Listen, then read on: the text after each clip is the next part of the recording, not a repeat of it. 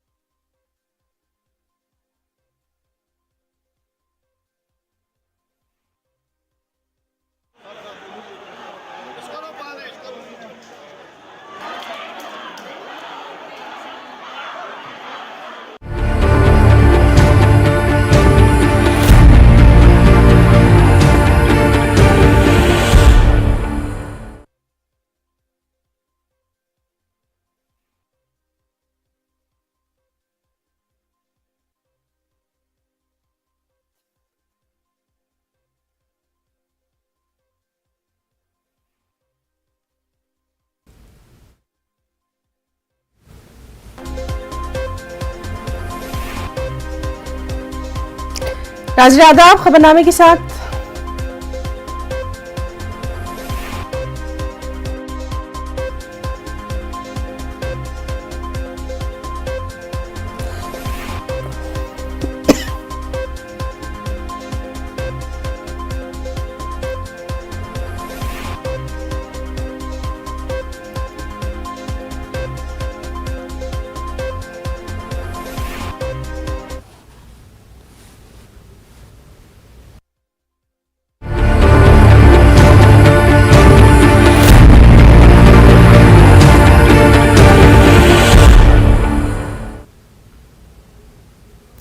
नाज़रीन आदाब, आज की ताज़ा खबर के साथ मैं हूं हिना जुबैर। आज की ताज़ा खबर में शुरुआत करेंगे जम्मू कश्मीर में कशीदा हुए हालात के ताल्लुक से। जी हां, पैगंबर मोहम्मद की शान में गुस्ताखी के बाद कश्मीर में अचानक हालात कशीदा हो गए हैं। फेसबुक पोस्ट पे की गई पैगंबर की शान में गुस्ताखी के बाद रात भर एहतजाज का सिलसिला जारी रहा। एहतजाज को देखते हुए भदरवा में कर्फ्यू नाफिज कर दिया गया। इंटरनेट सर्विसेज भी मुअत्तल कर दी गई है। अभी क्या कुछ सूरत हाल है, इसके ताल्लुक से हम आपको बताएंगे। उसके बाद बात करेंगे आज होने वाले राज्यसभा इंतखाबात की। आज राज्यसभा की 16 सीटों के लिए हरियाणा, राजस्थान, महाराष्ट्र और कर्नाटक में इंतखाबात होना है। राज्यसभा की 57 सीटों में से 41 सीटें पहले ही बिला मुकाबला मुंतखब हो चुकी हैं। हॉर्स ट्रेडिंग की वजह से कांग्रेस और बीजेपी ने अपने अपने एमएलएस को होटल्स और रिजॉर्ट्स में रखा हुआ है।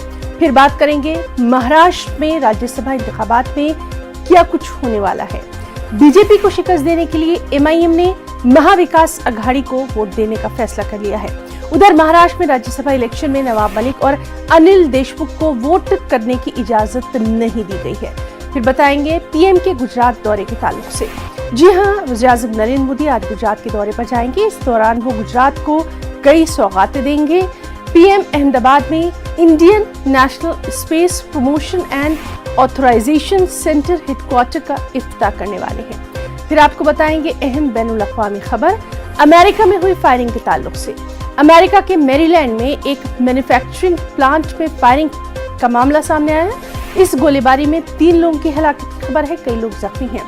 गुज़िश्ता कुछ महीनों से अमेरिका में गोलीबारी के वाक़यात में लगातार इजाफा देखा जा रहा है। ये खबरें, कुछ और खबरें आज की ताज़ा खबर।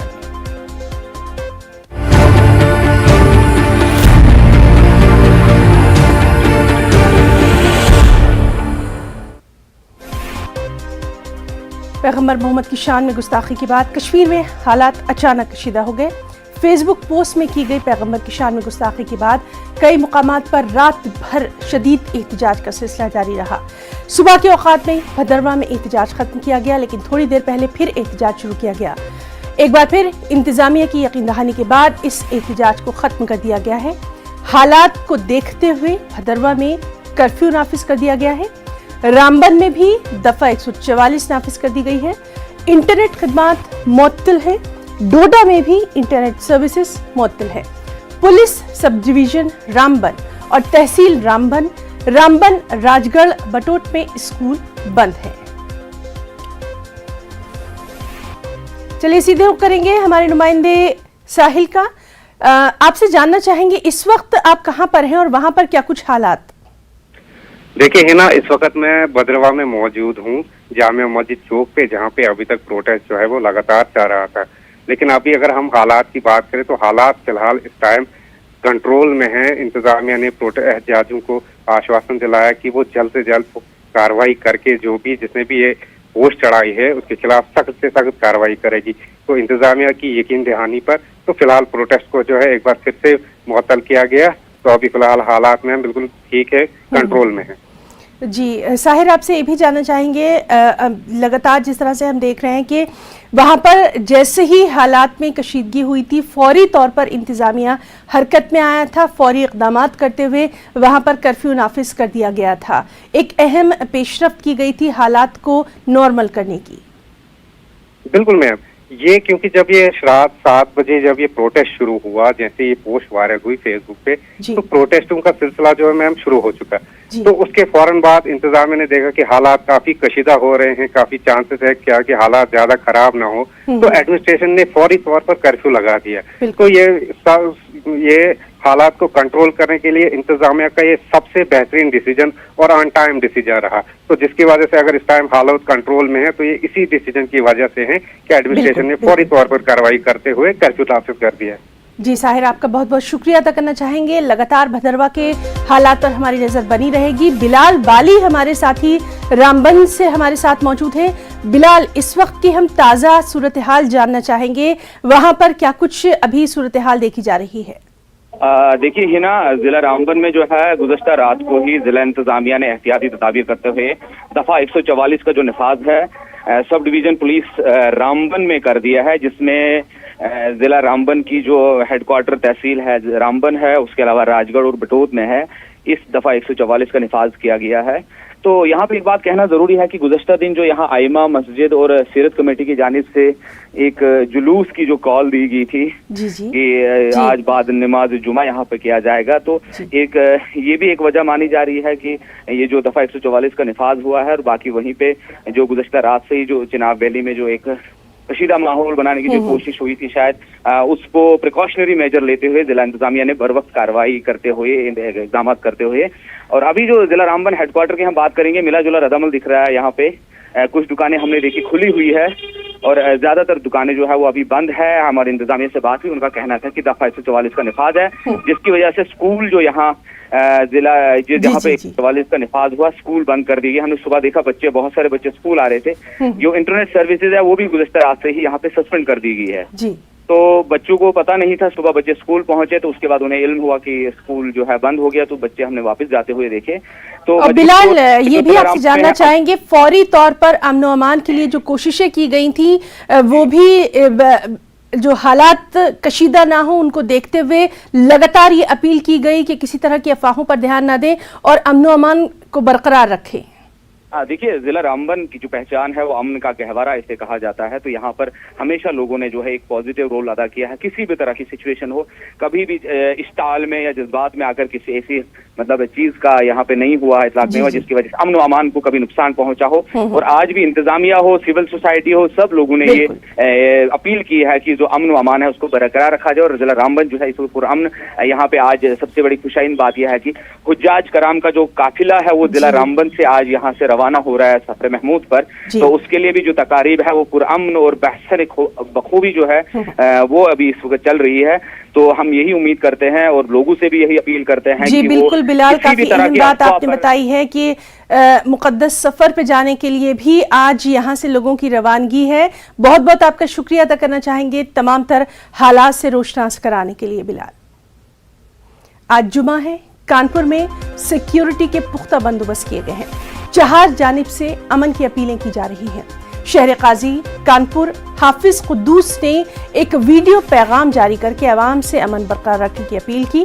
उन्होंने कहा कि शरपसंद हालात को बिगाड़ने की कोशिश कर रहे हैं, लेकिन अफवाहों पर हरगिज भी ध्यान न दिया जाए। जेल में गिरफ्तार एक शख्स की मौत की खबर के बाद लोगों में कुछ तशवीश जरूर पैदा हो गई थी, जिस पर शहर काजी ने पुलिस कमिश्नर से बात की। पुलिस कमिश्नर ने यकीन दहानी कराई कि जेल में किसी की मौत नहीं हुई है।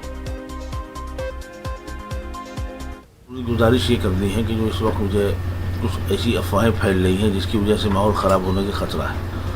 एक चीज़ तो ये कि जो जेल में कोई बच्चा मर गया है, उसका इंतकाल हो गया है, इस तरीके से कुछ खबरें लोग अफवाहें फैला रहे हैं।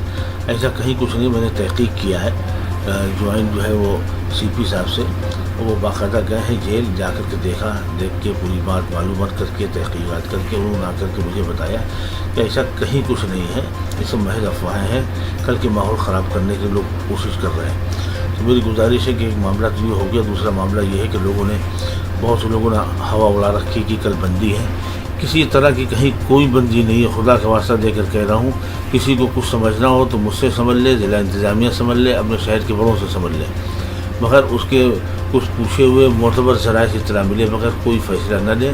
सिर्फ आप चैन से रहिए, आफियत के साथ रहिए, इज़्ज़त के साथ रहिए, कहीं कोई मामला नहीं किसी तरह का। जिस तरीके से अफवाहों का बाजार गर्म है, ये सारी अफवाहें बेबुनियाद हैं, हकीकत से इसका कोई ताल्लुक़ नहीं है। अभी जल्द ही 2 बच्चों के मौत की खबर सुनी, तो ये भी एक अफवाह है। मैंने कमिश्नर साहब के ज़रिए जेलर से बात करी है, इसका हकीकत से कोई ताल्लुक़ नहीं है। वहाँ पर सब महफूज हैं और सब महफूज हैं वहाँ पर। और जिस तरीके से बंदी की काल चल रही है या बंदी का जो भी रूमर फैल रहा है, ये भी बेबुनियाद है, सब अफवाह है, हकीकत से इसका भी कोई ताल्लुक़ नहीं है। और जो भी अफवाह फैला रहा है या जिस तरीके से जो भी अफवाहों का बाजार गर्म करने की कोशिश कर रहा है, तो वो सतर्क रहे, नहीं प्रशासन उस पर सख्त कार्रवाई करेगा। और कानपुर में जहां हालात लगातार बेहतर हो रहे हैं, वहीं कुछ शरपसंदों की जानिब से माहौल को ख़राब करने की कोशिश की जा रही है। कुछ लोगों की जानिब से आज भारत बंद जैसी पोस्ट सोशल मीडिया पर डाली जा रही है। इसमें कई सियासी और मजहबी और समाजी तंजीमों के लेटर हेड का इस्तेमाल किया गया, जिस पर इन तंजीमों ने वाज़ेह किया कि कोई इसका गलत इस्तेमाल कर रहा है। उन्होंने बाकायदा एक ख़त जारी करके इन अफवाहों पर ध्यान न देने की लोगों से अपील की है। साथ ही कहा है कि हर हाल में अमन व अमान को बरकरार रखा जाए। पुलिस भी पूरे मामले पर कड़ी नजर रखे हुए है। विगत 3 जून को जो कानपुर नगर में जो घटना घटित हुई, उसकी वजह से शहर का सांप्रदायिक माहौल खराब हो गया। पुलिस ने अपनी सूझबूझ से और अपने कौशल से किसी तरीके से इसको संभाला और आज अमन चैन की तरफ हमारा कानपुर बढ़ रहा है। और सभी सभ्रांत नागरिकगण धर्म गुरुओं से मीटिंग करी और अपेक्षा की कि सभी लोग आगे आएं, सहयोग करें पुलिस का और अपने अपने क्षेत्र में सुनिश्चित करें कि किसी भी प्रकार की कोई घटना कहीं पर घटित ना हो। और साथ ही साथ कुछ लोग जो माहौल खराब करने का प्रयास कर रहे हैं, उनके मंसूबों पर पानी फेरें, उनको आइडेंटिफाई करें और पुलिस को उनकी सूचना दें अगर ऐसे तत्व उनके बीच में है। आपसे एक और अनुरोध है मेरा, किसी भी भ्रामक सूचना पर विश्वास ना करें और सुनिश्चित करें कि उसको वेरीफाई करें। व्हाट्सएप पर अगर कोई सूचना आ रही है तो उसे फॉरवर्ड न करें, क्योंकि अगर आप इसको फॉरवर्ड करेंगे तो आप भी उसके भागीदार हो जाएंगे। चीज़ों में, माहौल में र्यूमर्स फैलाने की कोशिश हो रही है, भ्रामक सूचनाएं फैलाई जा रही हैं तमाम तरीके से। इस पर अंकुश लगाने की ज़रूरत है।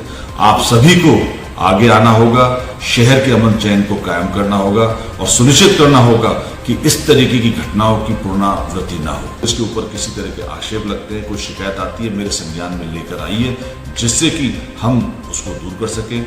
मैंने इस संबंध में एक SIT का गठन किया है जो इस तरह की शिकायतों को डील करेगी और उस शिकायत पे तुरंत त्वरित कार्रवाई की जाएगी। मेरा पुनः अनुरोध है आप सभी से, शहर में अमन शांति बनाए रखें। धन्यवाद। 3 जून यानी कि बीते शुक्रवार को जिस तरह से कानपुर में जुमे की नमाज के बाद हिंसा हुई, आज फिर जुमा है और लगातार ये अपील की जा रही है कि लोग अफवाह न फैलाएं और सौहार्द बनाए रखें। जिस तरह से आप देख सकते हैं कि पुलिस इंतजामिया ने भी खासा इंतजाम कर रखे हैं। कानपुर की बात की जाए तो कानपुर में इस समय 12 बटालियन PSC तैनात है, उसके साथ ही पुलिस फोर्स भी तैनात है, RF की भी तैनाती की गई है। आप देख सकते हैं किस तरह से यहाँ पर सुबह से ही पुलिस पूरी तरह से मुस्तैद है और साथ ही जो पुलिस ने अपील की है कि अफवाह न फैलाएं, सौहार्द बनाए रखें। वहीं मुस्लिम तंजीमों ने भी अपील की है कि लोग नमाज पढ़कर अपने घरों को जाएं। हालांकि कुछ अफवाहें फैल रही हैं, लेकिन उस पर मुस्लिम धर्मगुरु और जिम्मेदार लोग विराम लगा रहे हैं और आपसी सौहार्द बनाए रखने की अपील कर रहे हैं। कानपुर से संदीप सविता, न्यूज़ 18 उर्दू। और सीधे रुख करेंगे कानपुर का, हमारे साथ मौजूद है हमारे साथी संदीप सविता। संदीप, तस्वीरों में साफ तौर पर दिखाई दे रहा है सिक्योरिटी के पुख्ता बंदोबस्त किए गए हैं, किसी भी तरह की अफवाहों पर ध्यान न देने की बात की गई है, खास नजर चौकसी जो है बढ़ती जा रही है। अभी की आपसे सूरत हाल जानना चाहेंगे शहर कानपुर की। देखिए हिना, जिस तरह से आपने कहा कि तशद्दुद के बाद से जिस तरह से लगातार सिक्योरिटी फोर्स यहाँ पर तैनात की गई है, वो लगातार मुस्तैद है। और उसके बाद कमिश्नर ने जो अपील की है, उसके साथ ही शहर काजी ने भी अपील की है। लेकिन उसके बावजूद कुछ अफवाहें जो बार बार रह रहकर सामने आती हैं, जैसे कल देर रात एक अफवाह आई कि जेल में किसी की मौत हो गई है, जो गिरफ्तार किए गए हैं उनमें से कोई है। लेकिन उसके तुरंत बाद तकरीबन 1 बजे रात शहर काजी ने कमिश्नर से बात की। कमिश्नर से बात होने के बाद उन्होंने एक वीडियो जारी किया जो सोशल मीडिया पर वायरल किया। तो जिस तरह से लोग अपनी जिम्मेदारी निभा रहे हैं, उसको भी एक अहम भूमिका अदा कर रही है कि शहर में अमन चैन बना रहे, एक अच्छा मैसेज जो है पूरे देश में जाए। तो जिस तरह से शहर काजी ने बयान दिया था, उसके बाद अपील की थी कि लोग सौहार्द बना रखें। और दूसरी बात यह कि जिस तरह से सोशल मीडिया की बात की जाए, तो सोशल मीडिया पर लगातार कार्रवाई हो रही है। उसके बावजूद कुछ लोग गलत पोस्ट कर रहे हैं, अफवाह फैलाने का काम कर रहे हैं। जैसे कि कल कुछ पोस्ट आई अरशद मदनी की तस्वीर के साथ, जो जमीयतुल उलमा हिंद के सदर हैं, उनकी तस्वीर के साथ कुछ पोस्ट आई भारत बंद करने के ऐलान को लेकर के। उसके बाद पुलिस ने खुद उसे अपने ग्रुप में डाला और ऐसी अफवाहों पर ध्यान न देने की बात कही है। और जिस तरह से MIM के जो यहाँ पर जो युवा नेता हैं, उन्होंने भी एक लेटर जारी किया है और कहा है कि ऐसा कोई भी आदेश या कोई ऐलान नहीं किया गया है कि भारत बंद करने का। इसलिए सौहार्द के साथ आज जुमे की नमाज पढ़ें और लोग अपने घरों को जाएं। जी ना। जी बिल्कुल संदीप, लगातार कानपुर के हालात पर, खास तौर पर नमाज को लेकर आज क्या कुछ सिक्योरिटी के बंदोबस्त हैं, इस पर लगातार हमारी नज़र बनी हुई है। बहुत बहुत शुक्रिया आपका अदा करना चाहेंगे तमाम तर जानकारी के लिए। लखनऊ से हमारे साथ हमारे एक और साथी तारिक कमर भी मौजूद है। तारिक, आपसे जानना चाहेंगे, जिस तरह से लगातार हम देख रहे हैं कि पुरअमन माहौल को ख़राब करने की कोशिश की जा रही है, लेकिन वहीं सिक्योरिटी भी पुख्ता है, ख़ास तौर पर किसी भी तरह की अफवाहों पर हरगिज ध्यान न देने की बात की गई है, सोशल मीडिया पर पूरी तरह से नजर रखी जा रही है। हाँ देखिए, बहुत अहम बात यह है कि जिस अंदाज के बयानात उलमाए किराम की जानिब से आए हैं, मुख्तलिफ तंजीमों की जानिब से आए हैं, वो बहुत मुस्बत हैं। और देखिए बार बार ये अपीलें की जा रही हैं पहले ही दिन से कि किसी भी तरह का कोई ऐसा अमल न किया जाए जिससे हालात मजीद खराब हों, किसी भी तरह के ऐसे इक़दाम न किए जाएं जिससे लोगों में गलतफहमियाँ बदगुमानियाँ पैदा हों। और देखिए जिस अंदाज की अफवाहें होती हैं, तो ये एक कोई नई बात नहीं है, लेकिन इसका सत्याबाद भी यही होता है कि जिम्मेदार लोग मुआशरे के सामने आए, अफवाह उनका ताल्लुक किसी भी तंजीम से हो, किसी भी मजहब से हो, सबकी जिम्मेदारी बनती है ये कि अपने शहर का माहौल खुशगवार रखें और लोगों को गलतफहमियों से और उन तमाम अफवाहों से बचाएं, जो कि सरपसंद अनासिर का एक पूरा एक मनसूबाबंद, एक हिकमत अमली होती है, एक प्लानिंग होती है। तो देखिए कुछ अनासिर होते हैं गैर समाजी अनासिर, शरपसंद अनासिर, जो चाहते हैं कि माहौल खराब हो और उनको किसी न किसी सतह पर मफाद हासिल हो। लेकिन ये जो जिम्मेदार शहरी हैं, जिम्मेदार तंजीमों के सरबराह हैं, क़यादत करने वाले लोग हैं, उन्होंने बखूबी अपनी जिम्मेदारी को समझा है, चाहे वो कानपुर हो, लखनऊ हो, मुख्तलिफ तंजीमों हो, जमायतुल उलमा हो, इस्लामिक सेंटर ऑफ इंडिया हो, सबने ही बड़े मुस्बत बयान दिए हैं और लोगों से बार बार अपील की है कि गलत फहमी को दूर करें, बदगुमानियों को दूर करें, अफवाहों के चक्कर में न पड़ें। तारिक, तो आज के हालात पर लगातार नजर बनी हुई है। बहुत बहुत शुक्रिया आपका अदा करना चाहेंगे तमाम तर तफसीलात के लिए। यहाँ रुकना चाहेंगे एक छोटे से वक्फे के लिए, चल लौटेंगे।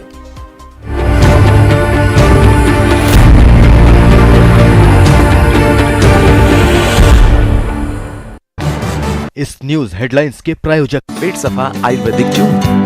पेट सफा, हर रोग दफा।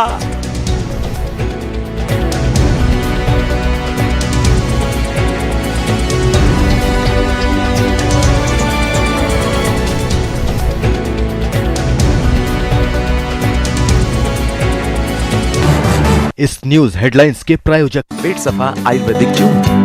पेट सफा, हर रोग दफा।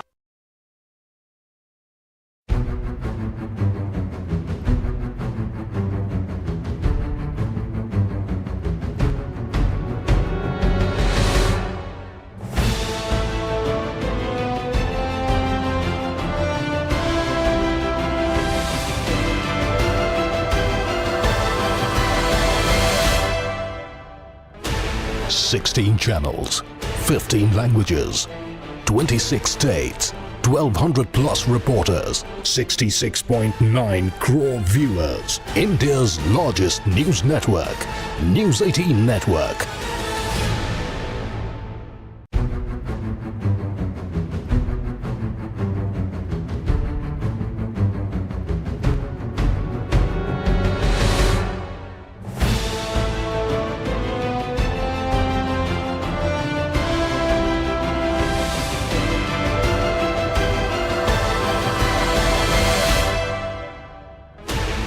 Sixteen channels, 15 languages, 26 states, 1200 plus reporters, 66.9 crore viewers. India's largest news network, News 18 Network.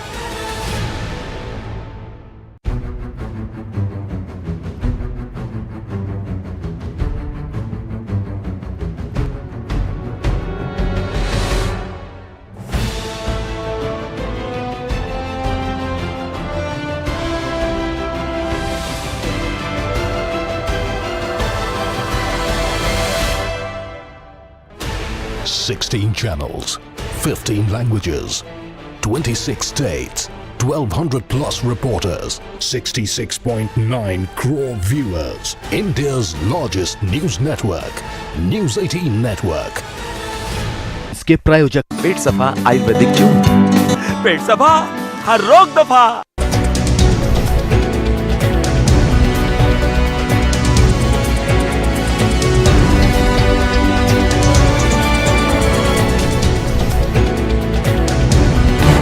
इस न्यूज हेडलाइंस के प्रायोजक पेट सफा आयुर्वेदिक जून। पेट सफा हर रोग दफा।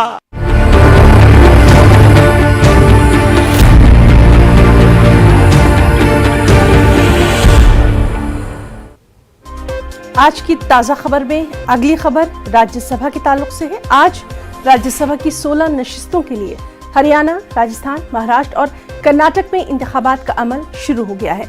राज्यसभा की 57 नशिस्तों में से 41 सीटें पहले ही बिला मुकाबला मुंतखब हो चुकी हैं। हॉर्स ट्रेडिंग की वजह से कांग्रेस और बीजेपी ने अपने एमएलएज को होटल्स और रिजॉर्ट्स में रखा हुआ है। इन इंतखाबात में जिन उम्मीदवारों की इंतखाबी किस्मत का फैसला होना है उनमें मरकजी वज़ीरा निर्मला सीतारमण, पीयूष गोयल, कांग्रेस के senior leader Randeep Singh Surjewala, Jairam Ramesh, Mukul Wasnik, Shiv Sena leader Sanjay Raut शामिल हैं। इन तमाम लीडरों को बगैर किसी परेशानी के जीतने की उम्मीद है। और वहीं महाराष्ट्र में राज्यसभा इलेक्शन में नवाब मलिक और अनिल देशमुख को वोट करने की इजाजत नहीं दी गई है। बीजेपी को शिकस्त देने के लिए एमआईएम ने महाविकास अघाड़ी को वोट करने का फैसला कर लिया है। एमआईएम का कहना है कि हमारे सियासी नजरियात भले ही अलग हैं, लेकिन बीजेपी को शिकस्त देने के लिए शिवसेना को वोट करेंगे, जो कि महाविकास अघाड़ी का हिस्सा है।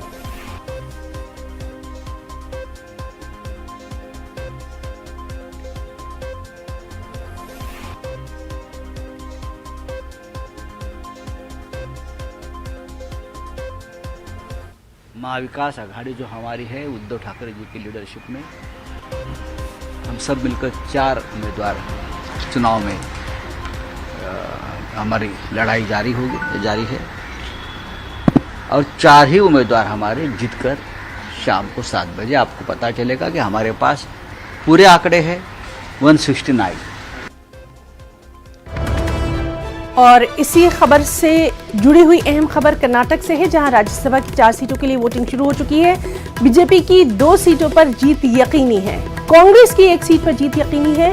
चौथी नशिस्त के लिए जबरदस्त मुकाबला है और इस चौथी नशिस्त के लिए कांग्रेस, बीजेपी और जेडीएस के दरमियान कांटे का मुकाबला है। तो कर्नाटक से भी ये अहम खबर आप देख सकते हैं कि राज्यसभा आरएस की 4 सीटों के लिए वोटिंग शुरू हो चुकी है। बीजेपी की 2 सीटों पर जीत यकीनी है, कांग्रेस की 1 सीट पर जीत यकीनी है। चौथी जो सीट है उसके लिए कांटे की टक्कर देखी जा रही है। कांग्रेस, बीजेपी और जेडीएस के दरमियान यहां मुकाबला है।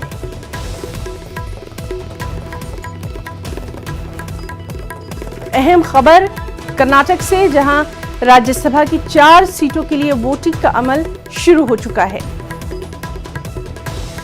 तस्वीरों में आप देख सकते हैं कि वोटिंग का अमल यहां शुरू हो चुका है और जो जराए के हवाले से खबर है, उसके मुताबिक बीजेपी की 2 सीटों पर जीत यकीनी है, कांग्रेस की 1 सीट पर जीत यकीनी मानी जा रही है, जबकि चौथी नशिस्त के लिए जबरदस्त मुकाबला देखा जा रहा है। इसके लिए कांग्रेस, बीजेपी और जेडीएस के दरमियान मुकाबला है।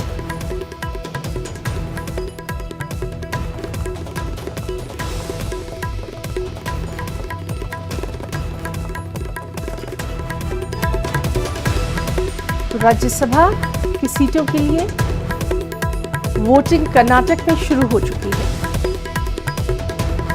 चौथी नशिस्त के लिए जबरदस्त मुकाबला है।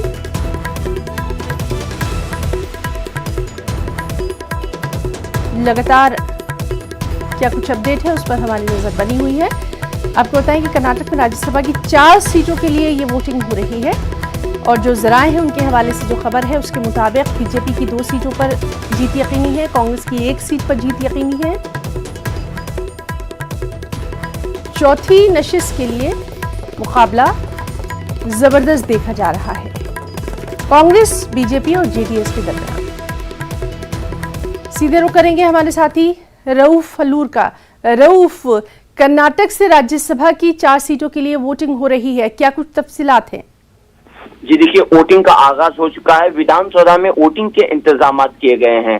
तीनों सियासी पार्टियां, कांग्रेस, बीजेपी और जेडीएस के उम्मीदवार इसमें हिस्सा लिए हुए हैं, लेकिन 2 अहम नाम इस इंतखाबात में है। वो मरकजी वजीर निर्मला सीतारामन हैं और दूसरा जो है साबिक मरकजी वजीर जयराम रमेश हैं।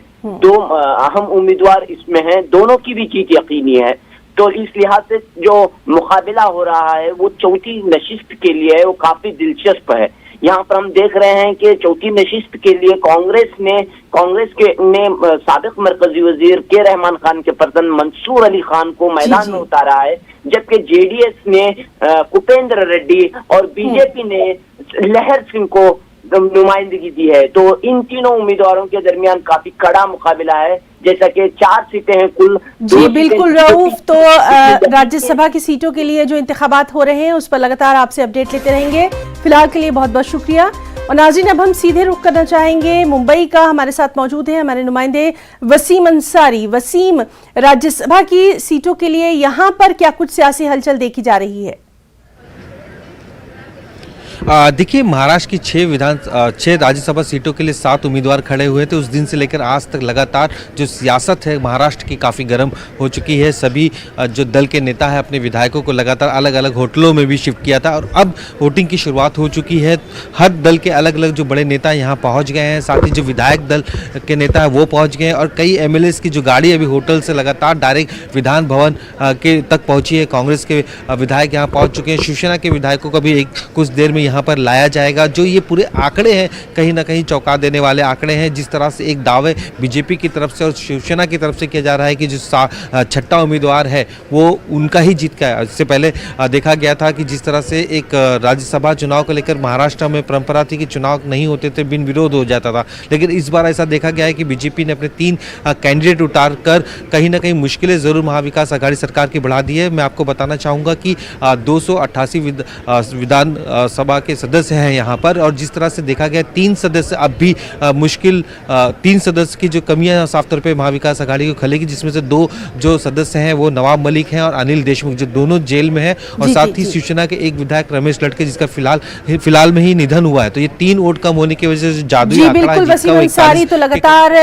अहम खबर पर आपसे अपडेट लेते रहेंगे। फिलहाल के लिए आपका बहुत बहुत शुक्रिया अदा करना चाहेंगे तमाम तर जानकारी के लिए। आज की ताज़ा खबर में फिलहाल इतना ही। आदाब।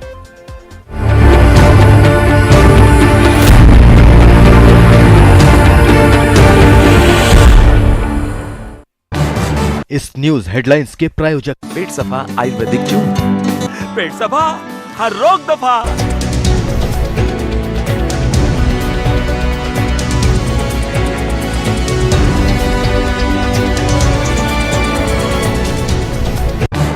इस न्यूज हेडलाइंस के प्रायोजक पेट सफा आयुर्वेदिक चूर्ण। पेट सफा, हर रोग दफा।